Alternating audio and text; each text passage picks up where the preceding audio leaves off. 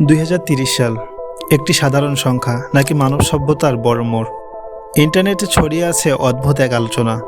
বিশ্ব ধ্বংস হবে, অর্থনীতি বদলে যাবে, আর ক্ষমতাধর কিছু মানুষ নাকি আগেই সব জানে। কেন ধনীরা মাটির নিচে বাংকার বানাচ্ছে? কেন 2030 সালকেই ভবিষ্যতের টার্নিং পয়েন্ট বলা হচ্ছে? আজ আমরা খুঁজব ভয় নয়, বরং সত্যের কাছাকাছি কিছু উত্তর। বিশ্বব্যাপী আলোচনার কেন্দ্রবিন্দু এজেন্ডা 2030, একটি বৈশ্বিক পরিকল্পনা যার লক্ষ্য দারিদ্র্য কমানো, পরিবেশ রক্ষা এবং উন্নত ভবিষ্যৎ তৈরি করা। কিন্তু সবাই বিষয়টিকে এত সহজভাবে দেখছে না। কিছু বিশ্লেষক মনে করেন এটি হতে পারে একটি নতুন বিশ্ব ব্যবস্থার সূচনা। ডিজিটাল টাকা, ডিজিটাল পরিচয় এবং সম্পূর্ণ প্রযুক্তি নির্ভর সমাজ। প্রশ্ন উঠছে, এটি কি উন্নয়ন নাকি নিয়ন্ত্রণ?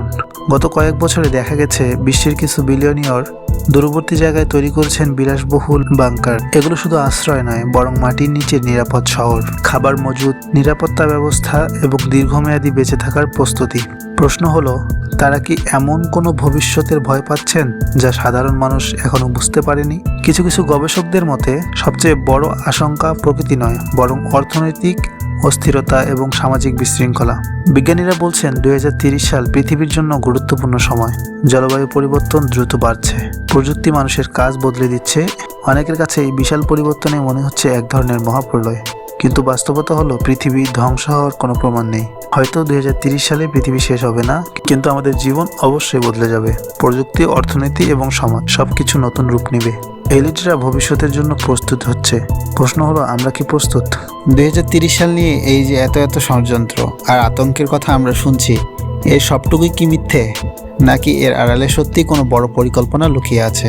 আসলে ভবিষ্যৎ আমাদের জন্য কি নিয়ে আসছে তা হয়তো আমরা পুরোপুরি জানি না, কিন্তু একটা বিষয় পরিষ্কার, এলিটরা যদি নিজেদের বাঁচার জন্য প্রস্তুতি নিতে পারে, তবে আমাদেরও পিছিয়ে থাকলে চলবে না।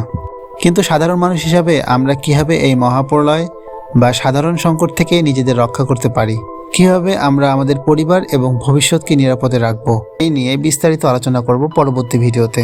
সেই ভিডিওতে আমি আপনাদের দেখাবো এই সম্ভাব্য বিপদ থেকে বাঁচার কিছু বাস্তবসম্মত উপায় এবং প্রস্তুতি।